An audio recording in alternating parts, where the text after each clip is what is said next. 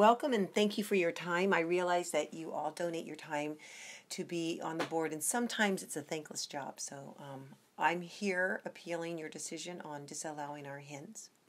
What is a yard pet? That's the million-dollar question. I believe my hens are yard pets, and I am here to prove that. Bunnies can be considered yard pets, and so can parrots and turtles. I know people that have small bodies of water stocked with koi fish on their lots.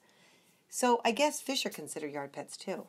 The clubhouse has swans that swim in the lake, and I'm assuming they just didn't fly there on their own, so someone had to purchase them and put them there. So they're considered yard pets for the community. Horses are considered yard pets in Fairbanks, and I believe so are my hens. Now, what wouldn't be a very good yard pet? I think we could all agree that bears, raccoons, coyotes, mountain lions, or even alligators would not be considered a very good yard pet and could give neighbors something to complain about. But hens now are generally recognized as yard pets. You can find information online that teaches you how to raise a chicken as a family pet. There's a website called My Pet Chicken if you're interested. Just down the street, Mary's Tack and Feed store has all kinds of chicken and poultry supplies because more and more people have pet chickens. Pinterest has a pet chicken section with all kinds of great ideas and information on raising pet chickens. You can sponsor a pet chicken in the San Diego Tribune Adopt a Pet pages. Even Williams-Sonoma has coops and runs for backyard chickens. See, I'm not the only one that thinks hens are yard pets. We purchased our chickens on March 14th, 2014 at the Hawthorne Feed Store. Soon as I brought them home, everyone fell in love with them and participated in raising them. Cole, then a young teenager, brought all his friends over to play with our chicks. I made sure I had what was needed to raise healthy pet hens. Probiotics in their water, organic chicken crumble, and chick grit. I kept them warm with the appropriate heat lamps and cleaned out their brooder box daily. I gave them fresh water and spent time with them every day. Our 7 grandbabies selected their own pet chick and lovingly named them. They grew up fast and needed a more permanent place to live. My husband and his friend built the coop with Cole as their little helper. I designed it, researching for months to make sure the coop we built would be a perfect home for our pets. My friends love to bring their nieces and relatives over to play with our hens. Chickens are really smart and recognize the faces of our family. They like to be pet, like under their wings, and they like to snuggle up with you and fall asleep under my legs or in my lap. They love fresh veggies from my gardens and leftovers from meals prepared from the day before. And I'm very particular about their treats, and I research everything before I give it to them. Some things could kill them and make them sick, like avocado skins. So we removed an entire bank of lantana near the coop because I found out the little black berries that are on that lantana are poisonous to them. They get vitamins in their food every morning. I give them treats of dried mealworms and chicken scratch daily. I rake their run and remove any remnants from the day before. I give them plenty of water, especially on hot summer days. And if I let them out, I herd them and make sure they stay by me. I don't let them run all over our property where I can't see them. They snuggle up in the cool grass and hang out with me after they have foraged for worms and snails and bugs. And when it's time to come back into the coop, I whistle for them and they come running. They know my whistle, and I give them treats after they all are in the coop. When my hens are sick, I take them to their vet. One of my hens, Flo, became very, very ill. I heard all the hens screaming at 5 a.m. in the morning one day, which was unusual, so I ran down to the coop and I found her paralyzed, lying on her side. So I scooped her up and I put her in a small cage and I rushed her to the only emergency bird hospital open at that time in Oceanside. And they gave her an exam and fluids, but they didn't know what was wrong with her, so they told me just to take her home and watch her, which I did. And she finally stood up, so it seemed like she was getting better. Next morning, I realized she wasn't any better. So I took her to the vet in Vista, the ABC veterinarian, and Dr. Martin examined her. And after an x-ray, he told me the bad news. Flo had a condition that she was born with called salpingitis. Flo only had a small chance of regaining her health back. Dr. Martin warned me if the treatment was successful, there was a 50-50 chance of it coming back again. Mike and I made the decision to go ahead and do whatever it took to restore her health. After one night in the hospital, she came home, and I had to keep her in a small cage for 2 weeks and inject her with antibiotics in her breast every day and hand feed her medicine for inflammation. She regained her strength and is doing fine now. The vet bills came to $742.69. Now, who would spend that money if it wasn't their pet?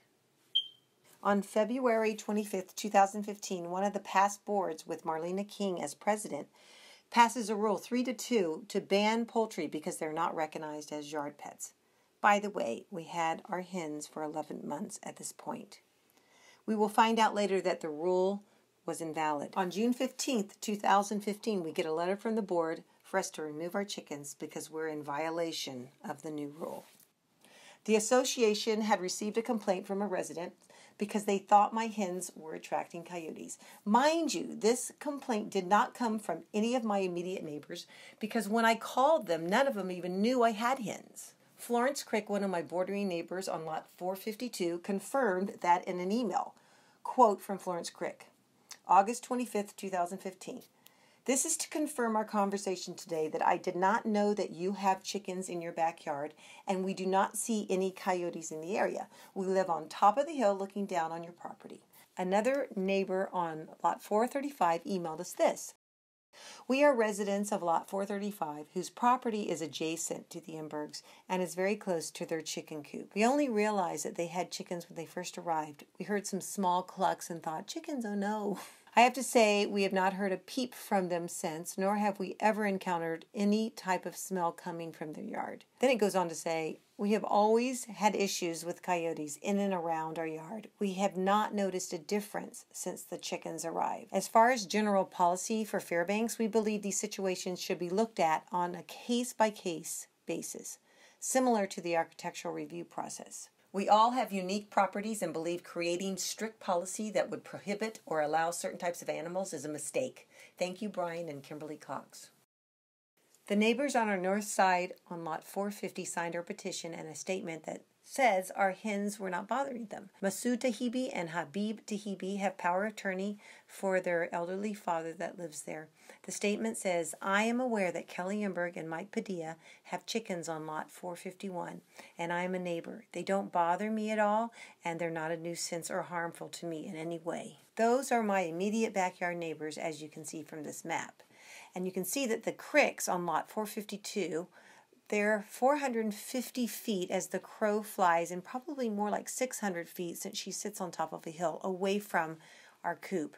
The Cox's backyard is 200 feet from our coop, and the Tahibis are 300 feet just north of us. Our neighbors, Charles and Inga Brown, they're just southwest from us at 350 feet, and they also sent me an email. My husband and I live only a very short distance up the hill from Kelly Imberg, and we have never heard, seen, or smelled her chickens. We're at a loss to understand why there's such a fuss being made about this. They're on lot 453. Leo and Margarita Margolin live in front of our house on lot 494. They signed our petition and recently sent us an email. They are so far from the coop, I don't think they should be included, but here's their email to me. Hi, Kelly. As far as myself or my wife, we are not experiencing any smell or noise coming from your chickens. Moreover, we did not know about the issue until it was brought to the FBA board. All this evidence proves our hens are not a nuisance or obnoxious to our neighbors or our community. Now I think it's important to go over the CC&Rs one more time to understand exactly what they mean. From the first time we were put on notice regarding our hens, there's always been a confusion on whether the CC&Rs allow poultry or not. Never was this section of the CC&Rs presented to me by the board or anyone else.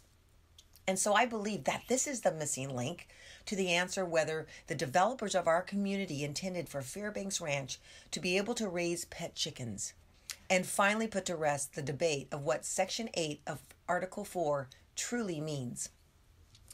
If we look at Article 4, Covenants and Use Restrictions, the CC&R states under Section 1, Residential Use, no part of a lot shall be used for other than private dwelling purposes, accessory uses, and guest houses. The foregoing restrictions as to use shall not, however, be construed in such a manner as to prohibit a lot owner from, and then it talks about A through C, allowing residents to basically have a home office. But D is what we need to focus on. It states, carrying on agricultural uses, and then in parentheses, subject to the provisions of Section 8 of this Article 4. This part of the CC&Rs allows residents to use their property for agricultural purposes. What is agriculture? Agriculture is the cultivation of animals, plants, and fungi for food, fiber, biofuel, medicinal plants, and other products used to sustain and enhance human life. So let's take a look at Section 8, Article 4, and see what it's referring to now. Okay, within the CC&Rs, Section 8, under animals, as you see, everything is considered an animal under the section, even pets and horses. It says, no animals, livestock, birds, fish, or poultry of any kind shall be raised, bred, or kept in or upon any lots except for as follows.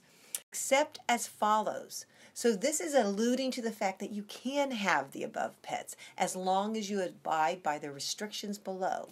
It goes on to explain that if you can't breed your pets for commercial purposes or in unreasonable numbers. It also talks about horses here and how they need to be approved in numbers and so on. Then it drops down to talk about the rest of the animals and pets. Now, notwithstanding the foregoing, I want to kind of dissect these words because notwithstanding means in spite of, and the foregoing means the things just mentioned are stated. So if we put it all together, it basically says, in spite of the things just mentioned, no animals, livestock, birds, fish, or poultry may be kept, which results in an annoyance or are obnoxious to the residents in the vicinity. That's like a barking dog, that's like a noisy chicken, like a rooster, I get it. But it's not just livestock, birds, fish, and poultry. They all can be considered as pets. You can't let your pets be annoying or obnoxious. Then it talks about if it happens, a pet or an animal is destroying your property or bothering a neighbor, the pet owner is responsible for all the damages. That sounds fair to me. We all should be responsible for our pets, our horses, our birds, our swans, whatever it is. Then it goes on to talk about how each owner shall comply with such reasonable rules and regulations governing the keeping of pets and horses which may be adopted by the association from time to time. So here's another important part. Now, where it says, upon the written request of any owner, the board shall conclusively determine in its sole discretion where for the purposes of this section a particular animal or fowl is generally recognized as a household pet or yard pet, or constitutes a nuisance, or whether the number of pets or horses on any lot is reasonable. Okay, upon written request.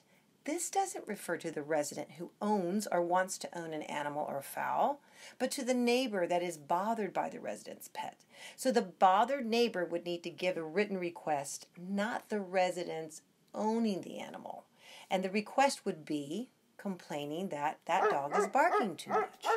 So I'm confused why we were told to give the board an application for our hens. Where does it say in the CC&Rs that that has to happen?